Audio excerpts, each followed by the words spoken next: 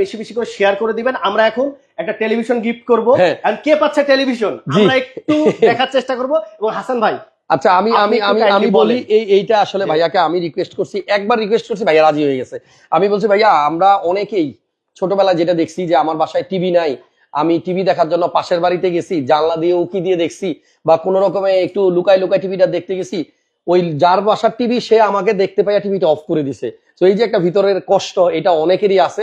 অনেকের বাসায় টিভি নাই, অনেকে আছে, আমি অনেক ভাইদের দেখছি যে রাস্তার পাশে যে টিভির দোকানগুলা, আপনার এখানে দাঁড়ায় না অনেক সময়, প্রচুর মানে জায়গা দেওয়া যায় না। মানে টিভির দোকানগুলোতে তো আপনার নরমালি গ্লাস দেওয়া থাকে, বাইরে থেকে অনেক সময় এরকম তাকায় থাকে অনেকে, তাদের বাসায় টিভি নাই।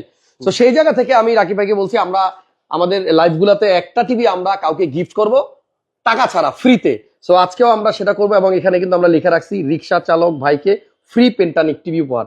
রিক্সা চালক ভাইকে কেন দিব, ওনারা প্রচুর পরিশ্রম করে।